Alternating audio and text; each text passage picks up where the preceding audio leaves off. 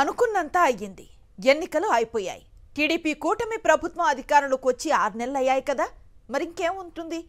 ముఖ్యమంత్రి చంద్రబాబు క్రమంగా చంద్రముఖిగా మారటం మొదలుపెట్టారు. ఆయనలో మాయల మరాఠీ మళ్లీ నిద్రలేచారు. తమ ప్రభుత్వ వైఫల్యాలు, అడ్డగోలు దోపిడీ బాగోతాల నుంచి ప్రజల దృష్టిని మళ్లించేందుకు డైవర్షన్ పాలిటిక్స్ మంత్రదండాన్ని ప్రయోగించారు. సూపర్ 6 హామీల అమల్లో కూటమి సర్కార్ వైఫల్యాల నుంచి ప్రజల దృష్టి మళ్లించేందుకు నెలకో రాద్ధాంతంతో హడావుడి చేసిన చంద్రబాబు ఇక ఆ కథలు అట్టే సాగవని గుర్తించారు. టీడీపీ కూటమి పెద్దలు యథేచ్ఛగా సాగిస్తున్న దోపిడీపై సర్వత్రా వ్యతిరేకత వెల్లువెత్తుతోంది. దాంతో అంతకు మించిన డ్రామాతో కనికట్టు చేసేందుకు రంగంలోకి దిగారు.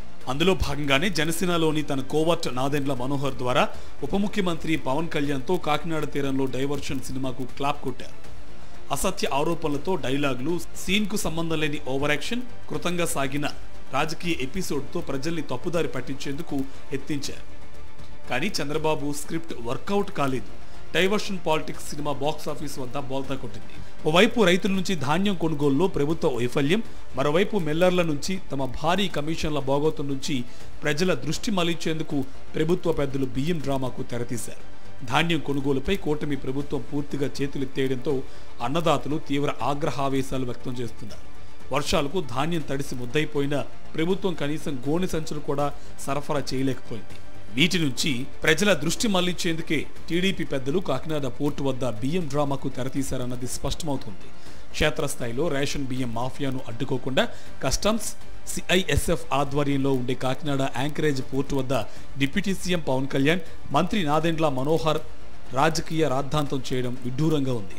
బియ్యం అక్రమ రవాణా అడ్డుకట్టపై చంద్రబాబు ప్రభుత్వానికి ఏమాత్రం చిత్తశుద్ధి లేదన్నది ఈ ఉదంతం స్పష్టం చేస్తుంది. ఎందుకంటే టీడీపీ కూటమి ఎమ్మెల్యేలు, నియోజకవర్గ ఇన్ఛార్జీలే మాఫియాగా ఏర్పడి రేషన్ బియ్యాన్ని అక్రమ రవాణా చేస్తున్నారు. అక్రమ రవాణాను అడ్డుకోవాలంటే చెక్ పోస్టుల వద్ద నిఘా పెంచాలి.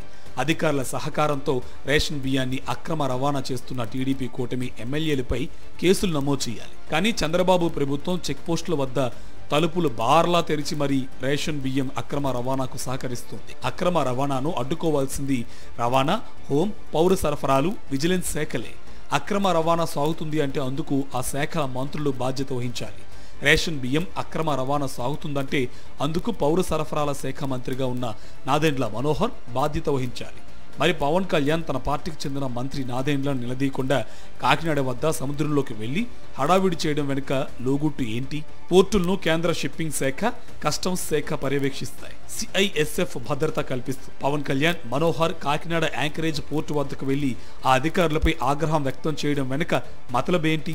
ఇదంతా కేవలం ప్రజల దృష్టి మళ్లించేందుకే దిగజారుడు రాజకీయమే కదా. కాకినాడ యాంకరేజీ పోర్ట్ నుంచి ఓ షిప్ ద్వారా ఎగుమతి చేసేందుకు సిద్ధం చేసిన బియ్యంపై పవన్ కళ్యాణ్, నాదెండ్ల మనోహర్ 2 రోజులుగా చేస్తున్న రాద్ధాంతం కేవలం రాజకీయ డ్రామాయేనని స్పష్టమవుతుంది.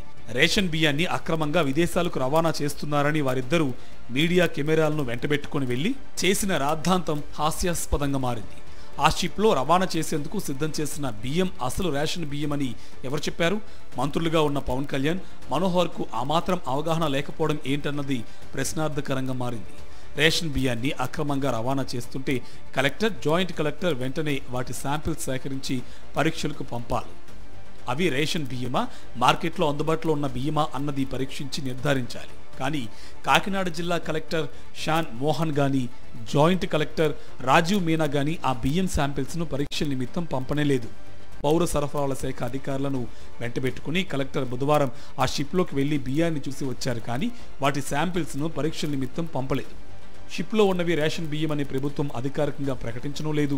మరి రేషన్ బియ్యం అక్రమ స్మగ్లింగ్ అంటూ పవన్ కళ్యాణ్, మనోహర్ రాద్ధాంతం చేయడం ఏంటని పరిశీలకులు ప్రశ్నిస్తున్నారు. సూపర్ 6 హామీల అమలు ఎగవేత, తమ అడ్డుగోలు దోపిడీ బాగోతాల నుంచి ప్రజల దృష్టి మళ్లించేందుకు చంద్రబాబు దిగజారుడు రాజకీయాలకు పాల్పడుతున్నారు.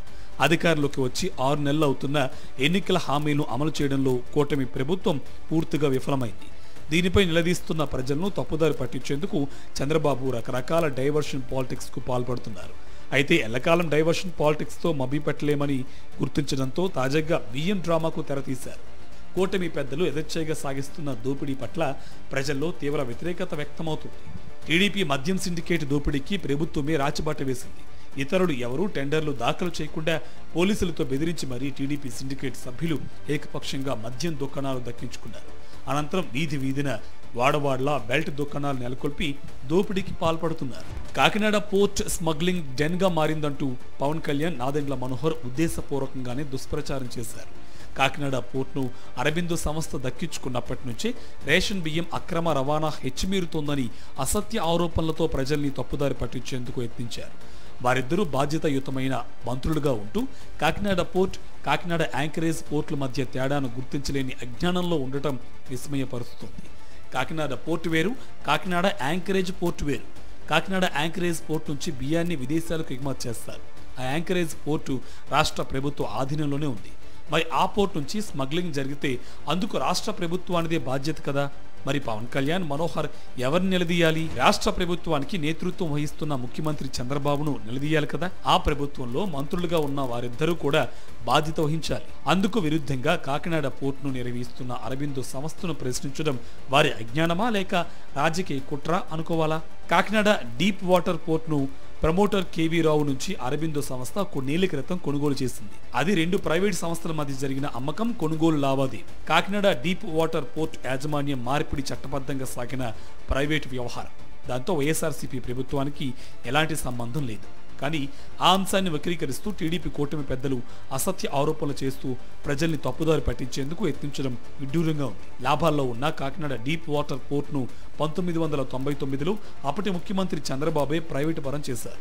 ప్రస్తుతం కూడా చంద్రబాబు అదే కుట్రతో రామాయపట్నం, మచిలీపట్నం, మూలపేట పోర్టులను తన బినామీల పరం చేసేందుకు సిద్ధపడుతున్న విషయం తెలిసింది.